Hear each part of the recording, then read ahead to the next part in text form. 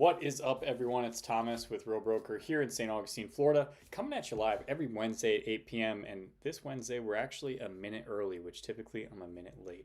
But here every Wednesday, 8 p.m., going over the market stats, the news you know about, everything about buying, selling, or investing here in Northeastern Florida. And we're also doing a Q&A. So if you're looking to sell a home in the area, you're looking to buy a home in the area, you have a question about your neighborhood, what your home might go for, all that kind of stuff, anything real estate related or anything that we cover here, leave them in the comments below. Any questions, and if I'm watching it live, watching a replay, if you're watching a replay, I'll come back and answer the comments as best I can. You know, there's only so many characters I have, so if you need a longer answer, you have more questions, just reach out to me directly. I'm here to help. I think also one thing to mention, and I've had this comment about me before, is especially when it comes down to real estate agents, I'm extremely low pressure, right? When you're ready to go, I'm ready to go. Many real estate agents, they say, I'm a salesperson, I'm selling. You know, there's not a thing in the world that's going to I'm going to tell you, hey, you should just figure out your plans and we're going to go buy a house or we're going to go sell a house outside of your timeline. It's when you're ready. When you're ready, I'm here. I'm not going to shove myself down your that sounds terrible. I'm not going to, be a salesperson. I'm not going to be calling you every other day. Hey, you want to buy a house? It's just not my style. It's the whole reason I do this kind of stuff is really to give you guys the information when you're ready and you have any questions or if you're looking to make the next step, I'm here. Okay. So many real estate agents don't do that. They literally will kill you with phone calls. And I get a phone call every single day from a lender. I've heard the same one. I had to tell someone today. They've called me every day every day I get a call from a lender. This was the same one from the same company 3 separate times and saying, hey, you know what? I really want to get your business. We'll send you referrals. You send us referrals. That's all that we want. And they called me every day with the same exact script. I had to tell them, like, hey, you called me 2 days ago. You called me yesterday using the same exact script. And I said, no, please take me off your list 3 times in a row. Drives me insane. I don't know who actually responds to that. I'm not the type of person to do that to anyone because I hate it. But let's see here. All right, starting off already, we got some questions. So it looks like Angela, have you seen the CDD fees and HOA at Stillwater? Yeah. What about them? I mean, they're a little bit more expensive because you have a golf course that's pretty much included with that outside of like a golf cart rental. So if I remember correctly, altogether it's around like $600 a month. Has something happened that you are aware of that I'm not aware of? Let me know what you think, Angela. But I think Stillwater is a sweet little community. I had someone move from St. Augustine Beach. They went up there to Stillwater, which is off of 210. It's a Lennar community, but they also have a golf club in there. They also have like a clubhouse in there, specifically for a pro shop for the golf course. So it's really, really nice. And also they have, if you ever played Top Golf, they have the Top Tracer. It's not the same thing, but same type of game, right? So essentially a driving range that is gamified by electronics. They have the Top Tracer system at Stillwater, which is super cool. So a little bit more expensive in terms of your fees and everything, but if you're a golfer, it makes sense all day long. The people that moved up there, Janet and Thomas, they're super nice people. They love it. They're big fans of it. So if you have any more questions regarding it, I'm not sure if you're talking about like how much it costs or. Okay, sorry. Here it comes. Can you repeat the fees? IG blinked out. I'd have to look it up right now. And every CDD fee is slightly different depending on the parcel size that you have. Most of the parcel sizes in there are going to be about the same. It's around $600 a month. So let me know if you have any other questions about it. I think it's a sweet community though. And right now, Lennar's buying interest rates down drastically. My sister just got a 4.375 interest rate and $26,000 in closing cost assistance. So their closing costs are going to be roughly around $20,000. They're going to use that additional money. I think it's $6,000 to buy down their rate even further. So getting a good solid deal. And I imagine up there in Lennar, because of the fees, it's not attractive to a lot of people, right? So I imagine they're wheeling and dealing even more up there in Stillwater. So I would say you definitely need to be a golfer to be interested in that community, but I think it's freaking sweet. The one thing I will say about that community though, and I imagine this will change in the future, is, and 210 right now is a mess. I'm not sure if you're familiar with 210, but that's the east and west that runs, so Stillwater's on the east side of, or west side of 95. Same with Rivertown, Shearwater, Silverleaf, all on the west side of 95.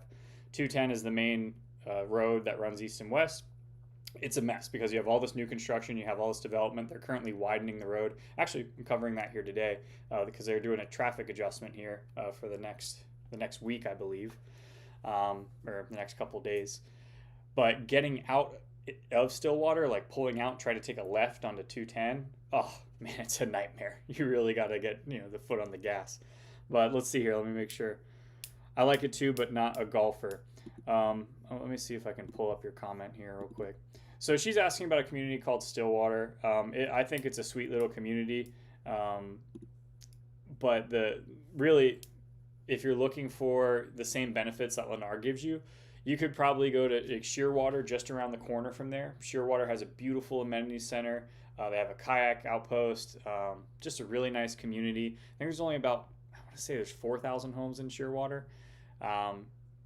But the fees are going to be a little bit less, probably around $300 a month versus the $600. So if you're not a golfer, I don't know if Stillwater necessarily makes sense for you. It's still a beautiful community, so maybe it does, but I think that's one of the biggest draws of Stillwater is like outside of you renting a golf cart, you can go play for free. So that's pretty sweet if you're a golfer, and that's where those fees really kick in. So to get the most out of the HOA CDD, maybe Shearwater might be a better option for you where it's a little bit cheaper, but you still get like some beautiful amenities there. So any questions, just reach out to me directly. I'll put it here right now just so you have it. But best way to do it is either going to be a text or a phone call.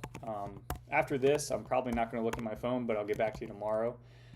I've been working all day. It's been a busy day today. I've got a busy week. It's pretty crazy, honestly. Of what's going on this week. And we're going to get into the market stats and what's going on, but one of the things I was talking to you about was it earlier this week or last week? I'm not sure. I was talking to someone about them relocating here, and they were talking about how in their area it's a seller's market. I want to say it was Rochester, New York, where it's a seller's market. Things are selling within days on market is like 17 days or something like that. That's a short amount of time to sell a home. So things are moving extremely quick. And for them, they're like, we want to take advantage of the market here in Florida right now because for the past couple of years, it's been an extreme seller's market, right? We were down at like 12 days on market for the average across St. Johns County back in 2021. That was not a fun time.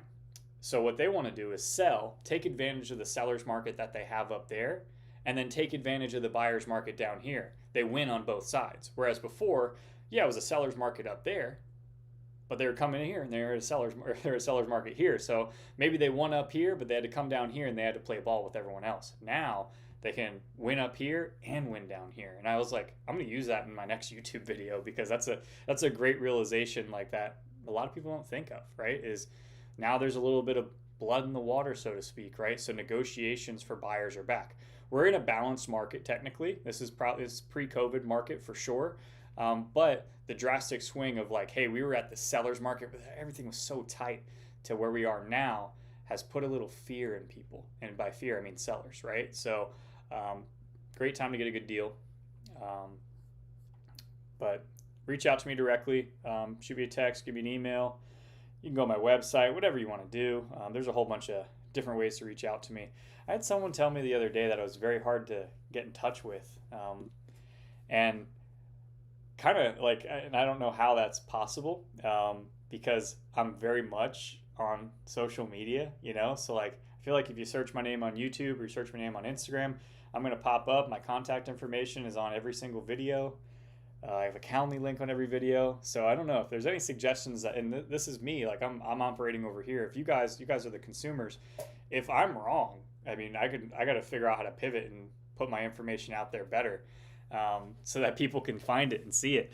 I even have QR codes in my videos, so I got to do is scan it. So I don't know. I don't know what more I can do. I feel like maybe I'm so tech savvy that I'm missing the obvious thing. And sometimes you're so close to something you can't see around it, So maybe that's my fault. But we got Instagram popping off right now. This is pretty cool. Do you have an opinion on St. Augustine Lakes? Okay, so let me pull this up real quick. This is actually a great topic to talk about. Let's see. Okay, so this is a Lennar community. Okay, so this is actually the community that my sister and brother-in-law are buying in. Personally, I think it's a fantastic community because of the location. I live 10 minutes from here. or 10 minutes from there. So I'm in West Augustine. I'm about a mile from downtown St. Augustine. They're going to live about 12 to 15 minutes to downtown St. Augustine, and they're going to get a 4.375 interest rate and $26,000 in closing costs. And when we're talking about price points, you mentioned Stillwater. When you're north in St. Johns County, the price, it's just more expensive up there. If you look at it, it's probably about $100,000 to $200,000 different depending on the floor plan from Stillwater of Lennar to St. Augustine Lakes with Lennar. So personally, I think St. Augustine Lakes is a great neighborhood. I myself, and this is all subjective, maybe different for you, I like being closer to downtown. I like being closer to the beach. I could see the appeal of being up there in the northern part of the county, especially if you need to be close to Jacksonville for work. But for me personally, I'm centrally located. I can go to Palm Coast really easily. I can go to Jacksonville really easily. I can go to Palatka very easily. I can go to the beach, downtown, the amphitheater, all that good stuff within about 15 minutes of myself. I'd rather be over here, but everyone's got different reasons for where they want to be. The only thing I'd say is geographically, like what's more important for you if you do need to work in Jacksonville. Maybe being up by 210 is going to be a little bit better, but really with St. Augustine Lakes, you're only like 5 minutes to 95. So if you did need to get up to Jacksonville, I mean, it's maybe an additional 15-minute drive. Not terrible. So the one thing I will say with St. Augustine Lakes, and I just realized that the huge spelling St. Augustine Lakes. And this is what I've heard feedback from my clients, is there is a trash facility called Indian Head Soil. It's right on 214. So if you're familiar with King Street turns into 214 past 4 Mile Road. And not past 4 Mile, past Holmes Boulevard. And then there's Indian Head Soil out there. They've been cited several times for not doing the right stuff in terms of like putting trash down, then putting a layer of clay over it. Either way, they've had some wrongdoings there. But people that live in St. Augustine Lake say there's like a handful of times where I've smelt this smell outside that I can't stand, and it makes me go back into my house. And told my brother and sister-in-law about this. There's actually a petition to get them to correct their stuff over there, Indian Head Soil. So everyone's aware of it. Everyone's trying to make sure that that doesn't happen. But that is one negative that I could say about that community, is that every so often there is a smell. And I'm surprised that they can smell it because of just the geographical location. But that's just what my client's telling me. That's what I've seen on social media. Either way, I still think it's a great little community, and that'll probably get worked out. And it's just health and safety standards, right? So I imagine that's going to be worked out sooner than later. Okay, Angela, I'll do the last two, but I got to get moving on the next news stories here. Otherwise, just reach out to me. We can set up a private appointment and we can talk about everything that you're looking to do. Anyone that's looking to buy or sell, if you're looking to sell and you're local, we'll do an in-person appointment. If you're looking to buy or sell and you're not local, we can do a virtual call, which is just this, right? So we have a private call. It's 30 minutes or so, maybe a little bit longer, completely free. We go over what you're looking to do. I give you an idea of what needs to be done, and see if it's a right fit for both of us. So let me answer this here. Green Cove Springs, yeah. So Granary Park, another great spot, and also I think that's in the path of development. You had the First Coast Expressway that's coming down through Jacksonville to Middleburg, through Green Cove Springs, over the St. Johns River to I-95, connecting through Silverleaf. And that's we've seen Green Cove Springs. I'm not sure if you're familiar with the area here, Angela, but Green Cove Springs has really changed over the past couple of years, just like the rest of Florida has, and we're going to cover more of that in our news stories here. But Green Cove Springs, where they're at now, Granary Park's a sweet little community. For my brother-in-law and sister, for them, it was just like, there's just more stuff to do here in St. Augustine, so they'd rather be over here than over there. So that's really was the deciding factor, but you will find they're about the same in price, really, I would say. But to me, it's like, obviously, I like St. Augustine a little bit, I think it's better than Green Cove Springs. I think it's better than Jacksonville, Palm Coast, Palatka. It's the best. So either way, Angela, appreciate you. Any other questions? You can ask more questions here. Don't get me wrong, but I do need to move on so I can keep all the rest of the viewers we have here entertained. But appreciate you. Really thankful for you and your engagement, and hopefully that helped a little bit in terms of your questions. So let's do what we always do every single week, guys. We're going to look at the market stats, and signs that things are not moving in the right direction. And I think this is something that we need to look at, we need to be aware of. So let me share my screen here.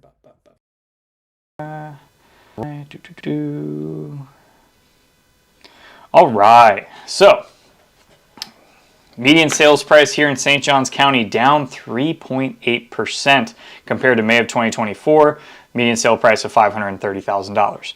Now, do I think the difference of $20,000 is, our market falling off a cliff? No, I do not. I mean, really, a lot of these medians can be pulled up pretty significantly by the higher dollar amount sales. They can also be pulled down by the lower dollar amount sales. But from what I'm seeing, we're not seeing the same pop that we normally do, and you can see the peaks and valleys in previous years. It seems like it's kind of flatlined a little bit here. Summer is our busiest season, so if we look over here, April, we had a crazy April last year, $545,000 median sale price. It dropped down in May to $530,000, then $525,000 in June, and then $540,000 in July. Now that makes all good sense because these are our peak selling months. Summer is really where it hits off. You go back and you look at any of these peaks here. Same thing here. You got, sorry, you can probably hear my dog in the background. She is, she's not getting beat or anything, but she just sees a cat or a chicken outside, and we have those running around here. She goes bananas, but she's the best. I love her. So May 2023, $524,000. June, $512,000. July, $527,000. So really, it's kind of looking like we're in the 2023 year of how things are kind of moving. So if we take a look here, we had April 505, May 510. So it is trending upwards, which is a good thing. But we're expecting more of a peak, right? And if you look back here in 2022, same kind of thing. So this is when interest rates, I can show mortgage rates here. It's when mortgage rates started to go up pretty drastically. And you can see May 529 dropped down to 515 in June, 525 for July. So no need to sound the alarm just yet. Seems like we're going through our usual yearly stuff, but I really I'd be interested to see how we end out the summer, because the summer really tell us like are we coming up on a peak a little bit? Because looks like our market peaked in April of 2024, whereas like many markets peaked in May of 2022, right? So what's going to happen this year? Are we going to get close to the peak of 2022 or 2024 or 2023? Which one? We'll see, but you can see it's trending about the same way, but still down 3.8% year over year, which I think is the important number to look at here. Any questions about that, guys? I know I cover the news stories and those stats, and it shouldn't change too much, right? It's month to month, right? So I do cover it every week, but we're in a new week, new month, right? So it's important to know that kind of stuff. So any questions regarding that, let me know in the comments below. Let's go to our news stories. We got a couple of things that could be positive for the real estate market, could also be a negative. We'll see. All right, so let's take a look. Trump lashes out at Fed after weak ADP jobs report, S&P 500 rises. So, man, these freaking ads, man, oh my God. So, he lashed out at the Federal Reserve Chairman Jerome Powell, so essentially telling him like, hey, it's time to lower those rates, right? The ADP jobs report came out with 37,000 private sector jobs in May, the weakest reading since March 2023. Economists expected 110,000 new net jobs. That is a pretty significant change in the jobs report, right? You're literally like a third of what we were expecting is what was reported. So this is a positive thing, though it sounds very negative. And there's two ways to look at this, right? Okay, well, hey, we don't have as many new jobs creating, so the people that are working, we're going to have less people that could afford a house if you're looking at it like that. But the side note is that the Fed, which controls our monetary policy, and the federal funds rate, they're looking at it, and their main goals are to look at inflation and unemployment. So if we're not creating as many jobs, maybe unemployment starts ticking up. Inflation seems to have cooled down. I think we're around 2.3% now, core inflation, which is what the Fed wants. Their target is 2. So they've got inflation kind of under control, at least we hope so. And now the jobs report came in not great.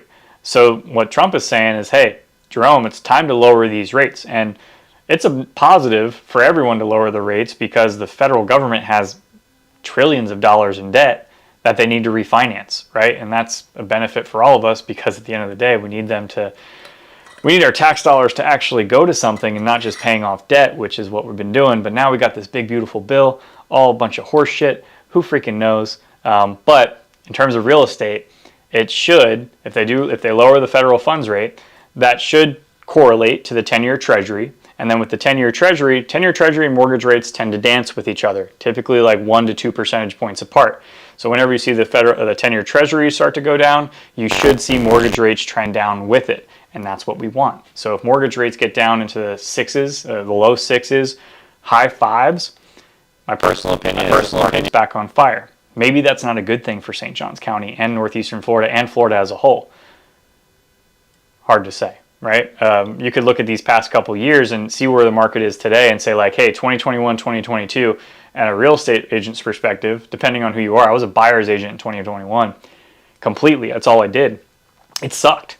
Worst time ever. I had to do this like 3 to 4 times the amount of work to get one contract because what's the chance that me working with you, that you were the best, most qualified buyer for this house versus like the cash that was coming in versus the people like, hey, I have $200,000 down. Oh, I'll pay $50,000 over the asking price to get in this house. That's how it was. The pendulum has swung back, right? To where it's not that same market anymore. If interest rates do go down, we're going to have more buyers in the market. Interest rates, I feel, are the thing holding people back. Are prices holding people back? Of course, yeah. I mean, prices always will, and like it's always going to cut people out. But when interest rates were 5%, no one batted an eye. They were like, okay, sign the paperwork. When interest rates are 3%, people were like, let's sign this paperwork now. Interest rates are 7%, people are like, the house has got to be right. It's got to be right. I don't want to put any money into it. That's what's got to happen. So if we get down, if this does happen, if they do lower the federal funds rate significantly, which they talked about initially doing 3 cuts this year, this may increase that, then we could see a different housing market by the end of the year or by early next year. She's still howling back there. Any questions about that stuff, guys, that I just covered, let me know in the comments below. Let's get on to the next news story here. We always start with a national news story, then we try to bring it down to the state, then we bring it down to the local area here, just so we can hone our focus, I think the national news stories, they do apply, right? We're going to cover a news story here talking about Florida's housing market.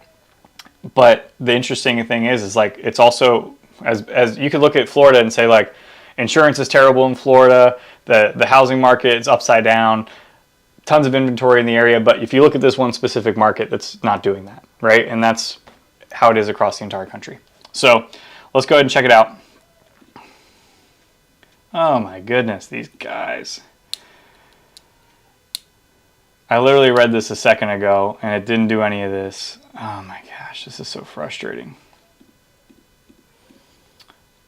Okay. All right, let's try this. Let's try this, guys. Bear with me for a second. Let's see if we can get this to work.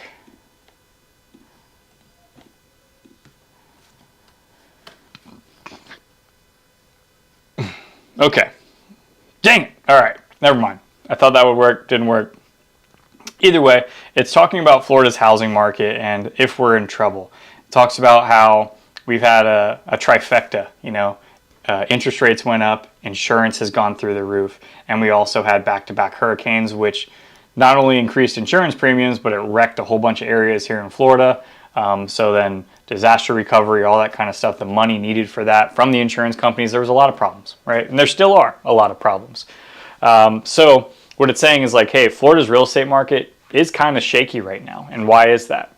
And it's essentially outlining like, hey, Florida was one of the main areas people moved to, whether it was for political reasons, they wanted to move because of the interest rate, they were tired of where they were living, they were retiring, whatever that is, tons of people moved here. And then they kind of got soured on it because of how drastically things changed.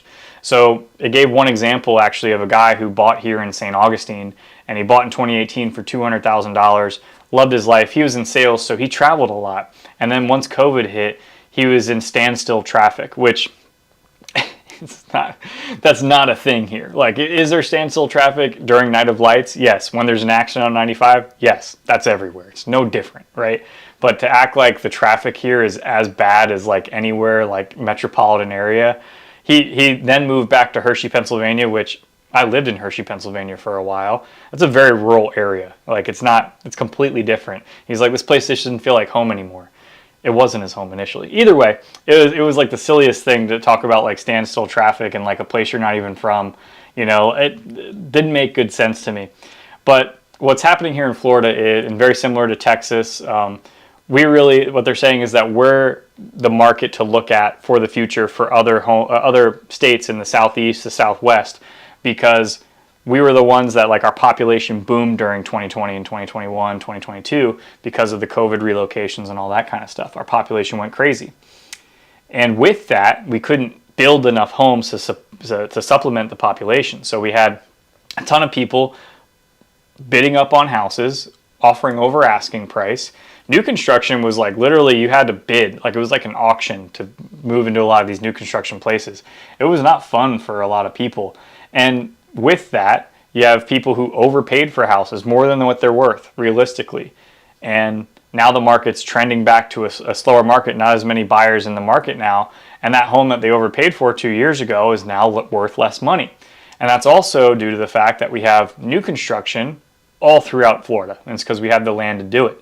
And that's one of the reasons he moved. He was like, now they're building all these cookie cutter neighborhoods all throughout Florida. And it's like, well, that was already happening like before 2020. It just got accelerated, right? So the one thing that I would say with the state of Florida is if we didn't have any new construction, we would probably still be in a seller's market, right? But because we have this new construction element where they're building large swaths of homes. I mean, Silverleaf has 18,000 homes, Shearwater 4,000 homes. I think St. Augustine Lakes is going to be 800 homes. Like, that's a smaller community for our area, technically. Nocte, 12,000 homes. We have a lot of new construction here in our area, which it's 25% of our market. It's actually in reality a lot more, but it's 39% of our closings over the past 6 months. And that's because they offer the interest rate incentive. You get a brand new home. But many people I talk to aren't exactly thrilled about living in a new construction community, but when they look at like the deal that they get versus today's market, they're like, maybe I will live there.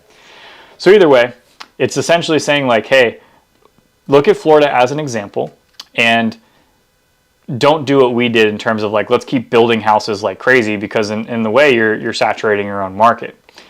And then it went on to say like, so markets like Tampa, Orlando, there's another market in South Florida, it wasn't Miami. All of these markets, they're bearish on, right? They're like, I think this market's going to start to go down.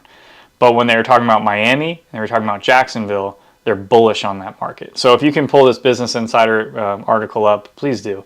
It's an interesting read, but they're bullish on the Jacksonville and Miami market. And that makes good sense to me, considering that like Jacksonville, median sale price in Florida is around $400,000. Jacksonville's median sale price is $330,000, right?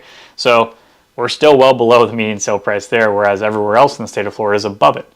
Miami's much further above it, but it's also a large metropolitan area with a robust, job relocation, especially since COVID. So 2 port cities as well. So we have a lot of goods coming into those ports, and Jacksonville is only growing as a metropolitan area. So that's why I think they're bullish on it. Either way, I've been harping a lot on that kind of stuff. So any questions about that, what I just covered there? I know it was a lot of me talking and not reading that article, but these dang ads, it's ridiculous. More people would use your website, Business Insider, if you didn't have ridiculous ads. Either way, let's go to the Jacksonville Business Journal. This is something that I'm super excited about. I'm not a surfer. I want to learn. I've been meaning to take lessons. Aventuur's 45-acre surf park to break ground in Jacksonville's eTown. So eTown is one of the only master plan communities on the south side of Jacksonville, because that's pretty much been built out for years and years. So there's like eTown and Seven Pines, both beautiful, beautiful communities. But here in St. Johns County, we have tons of land. So like I can rattle off Rivertown, Shearwater, Silverleaf, Beacon Lake, Beach Walk, all these Nocatee, all these master plan communities. They're all in the same street, essentially. In Jacksonville, you just don't have that same type of feel. But they built eTown out there. Price is really starting in like the mid-5s. But they're going to be building a surf park, which is going to be 45 acres, and it's going to accommodate 80 surfers. It's going to be slated to begin in 2026 and anticipated to be completed in 2028. So that's going to be something really sweet for the local area here. If you're not familiar, this is already a surf town. Like St. Augustine's a surf town, Jacksonville's a surf town. It has that coastal feel, has that the surfer vibes here for sure. But this is going to bring it, I think, into a different stage where people will come here just to do this, right? They'll visit St. Augustine, they'll take their kids up to the surf park in Jacksonville. They'll visit Jacksonville, they'll visit St. Augustine, they'll go to the surf park. There's surfers that'll probably choose to live in Florida now, not only because Florida's waves are normally pretty choppy and pretty small. These are only going to be 1 to 6 foot waves here, but it's a machine, so it's the same wave. It's a constant barrel, constant barrel, constant barrel. So I think this is going to bring a more affluent person here, maybe even professional surfers, to our area because of this. We already have professional surfers in our area. So either way, I think that's really cool. I think it's a big add to the area. I think it's going to be a big tourist attraction as well, just given that Jacksonville has its own tourism scene going. St. Augustine obviously has their own thing going, and this is right in the middle. It's right on the border of St. Johns County and Duval County, where Jacksonville is. So I think it's going to be pretty cool. Any questions about that, let me know. eTown's a sweet little community too, so I think that's a good deal too, out in eTown. David Weekley's building some cool homes out there. So on to the next one, guys. Let's go to the next news story. We're talking about 210 earlier, and St. Johns County announces major traffic shift on 210 starting Monday. So this already happened, but it's going to go through the rest of the week here. As we've talked about on this show before, 210 has been a mess for a while, especially at the entrance of Shearwater, which is just west of Stillwater, just west of Silverleaf. So all these master plan communities, all these new construction homes off of essentially a 2-lane road that goes to a 1-lane road at certain parts. But they're going to do it through next Monday, June 9th through Friday, June 13th. Drivers traveling on CR 210 from Trinity Way to Beach Walk Boulevard can expect delays to allow for the relocation of low-profile barrier walls and construction of temporary crossovers. And they really, really need to do it because that area is already a mess. So adding the construction there on top of that's not going to be fun to deal with. So that's one major consideration, I would say. And Shearwater is going to fare better than Stillwater has a second entrance exit as well. But Shearwater just opened their second exit entrance on 16A, which allows them to not even mess with the northern part because you also have a school at the front, but now you have a school at the back too, which caused a major traffic issue, especially because you have parents waiting in school pickup line. So let's go on to the next news story here, guys. I got 2 more. So any questions, throw them in the comments below, and we'll go from there. All right, so this is something that I saw. St. John's rental scam exposes Florida's growing real estate fraud problem. Scammers are using fake IDs, deep fakes, and bogus Sunbiz filings to steal and sell Florida properties before owners even know it's happening. The story they gave, a man who recently moved named Peter from out of state to St. Johns County described being scammed after responding to a rental ad online. He replied to an ad for a home to rent. He said he was the owner. He gave me the code to the lockbox, which I went and looked through the home. I sent him money for deposit and first month's rent plus extra fees. Within a few days of moving in, the sheriff's office showed up saying that the house was rented by someone else through a rental property company.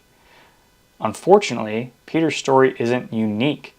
In one case, a scammer posed as an authorized business representative and altered official records on Florida's sunbiz.org to sell land he didn't own.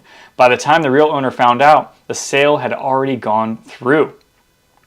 Another person used a fake Venezuelan passport, which apparently is very easy to fake, which is what they say here in this article. But that's not good, right? Like, imagine, especially when they're messing with Sunbiz, that's pretty crazy to me. When I read that, I was like, what? Like, how is that? How did that even happen? Especially, hey, a tenant squatting, essentially what this was is like, hey, obviously a fraudster, but renting an apartment, all that kind of stuff, and some fraud happening there. We're talking about a couple $1,000s maybe, maybe 5 to 10 in total of like moving expenses, deposits, monthly rent. But when you're talking about selling a piece of land, we're talking about potentially hundreds of thousands of dollars. A piece of property, potentially hundreds of thousands of dollars that someone could sell right under your nose. That's scary. So I imagine we'll have more legislation, more checks, more verifications when it comes down the pipe, because this will probably reach a tipping point. It's just like when the city or hey, neighborhoods like, hey, we need a traffic light at this intersection. The city says, no, you don't. No, you don't. Then someone gets hit by a car, and they're like, the city says you need a traffic light at this intersection. That's probably what will happen. So we'll stay up to date on all this stuff. But let's see here. We got some comments. Let me go to my Instagram, my Insta. We got Roland. Where the hell you been? Roland, if you guys don't know, is the TikToker. He's the main TikToker out of the Bay Area in California. He shows some of the most beautiful homes in the country. Like, I'm positive of that. Whole bunch of mid-century modern stuff, very unique homes in the Bay Area. We don't have homes like that here, Roland. I wish we did. We got some historic homes, but they're, in my opinion, nowhere as architecturally pleasing as what you post. But sometimes he's too cool to reach back out to me and say what's up, because he's so busy just being a really great real estate agent out there. But he's a good dude, he's all right. He said, do you even remember me? This guy, he's a funny guy. All right, we got one more. Here, and that's it. We're going to call it for the night. I'm a YouTuber. I'm not as cool as those TikTok, Instagram bros, even though he's on Instagram right now. But either way, mine's more boring and straight to the point. His is all fancy. All right, here we go. This is also something that's really upset me. St. Augustine looks to tame traffic, other issues at upcoming Nights of Lights. So the most recent Night of Lights celebration was hampered by traffic congestion. Big surprise, happens every year. City plans to increase the use of shuttles in the upcoming season. I feel like they say this every year. Business owners are still frustrated with the reduction in Night of Lights season. So there was a study that was done after the fact. The city decided, hey, you know what? We have traffic issues, and really the traffic issues are only during the holidays. So like when kids have off those last 2 weeks of December from Christmas to New Year's, essentially, traffic in downtown St. Augustine past 5 p.m. is a complete mess. It's standstill, it's congested, it's awful. If you live in downtown, it's awful. It's not great. People know that, though. They know that this is what happens every single year. So it's no surprise to anyone there. What the city decided to do, because Night of Lights normally runs from the last week of November to the last week of January. They said, we're going to shorten Night of Lights. And they're now running it from mid-November to the second week in January. But in reality, there was one study did that said that it's going to cost business owners and locals $138 million, which is not chump change, right? And a lot of business owners are like, hey, this is how I make my money, so the rest of the year when it's slow, I'm able to survive. So they're pissed about it.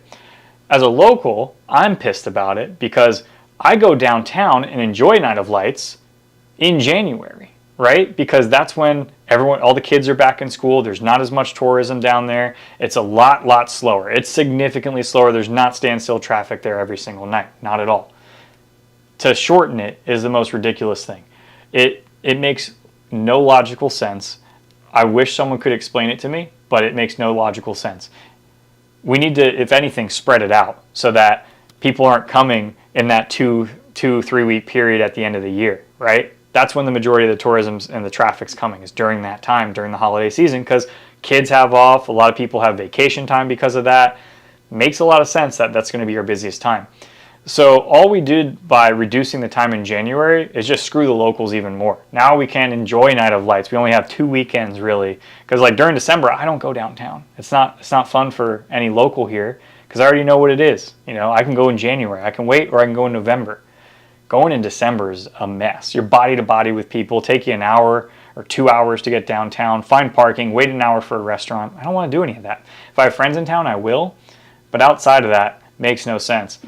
For the locals here, we should be pissed, in my opinion, because January is our time to get our city back, and that's what it was. And the city's taking it away, and these business owners are losing money because of it. So I think it's sad, but what can you do? But guys, that's it.